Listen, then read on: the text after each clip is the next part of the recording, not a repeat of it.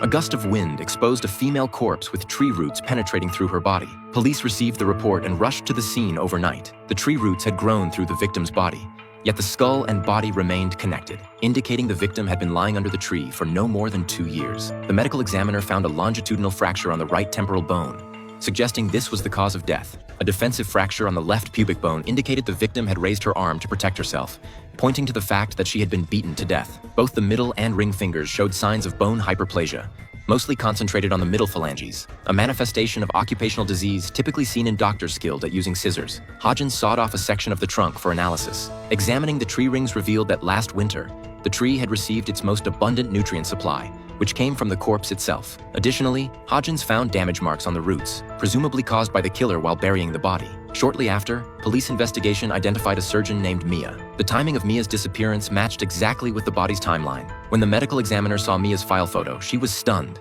Mia looked exactly like her. After examination, the medical examiner determined that head trauma was the actual cause of death. Moreover, multiple healed stab wounds were found on the ribs, injuries that had occurred before Mia was killed. The agent found the pilot who had confessed his feelings to the victim. Mia had told him the rib injuries were from a bicycle accident. Regarding the stab wounds, he suggested investigating John, who had quarreled with Mia over his son's medical condition. Meanwhile, Hodgins tested particles from the head wound and found epoxy resin, a type of tree sap found only on pine trees. The particles also contained acrylic glass. Hodgins speculated this was an artificial reflective coating, meaning the murder weapon was a short club with a large head and reflective surface. The agent then found John, who explained that the argument stemmed from Mia's refusal to perform an organ transplant for his son. John admitted Mia's decision was correct, but her overly rational and straightforward manner had led to the misunderstanding. Now that his son had recovered, his resentment toward Mia had long since faded. During the conversation, the medical examiner noticed a flashlight matching the murder weapon's characteristics and immediately picked it up, an action that puzzled the agent, since potential evidence should never be touched with bare hands.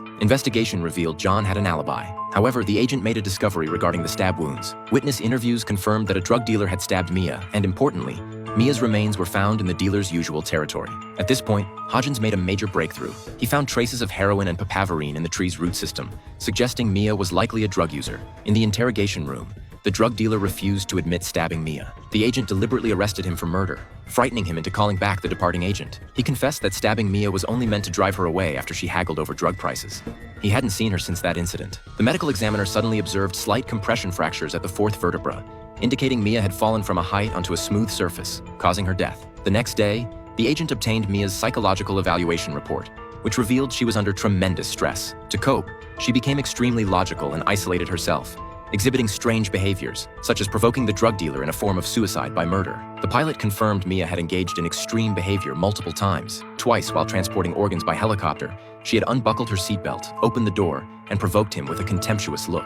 Listening to Mia's recordings again, the medical examiner learned that Bill had died in a car accident. Mia had wanted Bill's family to donate his heart for John's son's transplant, but they refused. This rejection dealt a significant blow to Mia. Feeling dejected and unable to buy drugs, Mia went to Bill's home to plead for the donation. Unfortunately, Bill's home was at a street corner. Standing in a blind spot, Mia was hit by a car making a sharp turn. The impact sent her flying through the air, and she fell heavily onto a protruding object on the ground, ultimately causing her death. Just as the medical examiner was immersed in sorrow, a car suddenly came around the corner heading straight for her. At the critical moment, the agent pulled her away. He had been worried about the mentally unstable examiner and had followed her there. The medical examiner shared all her discoveries with the agent. Following this line of reasoning, the person who buried the body in the park could only be the hit-and-run driver.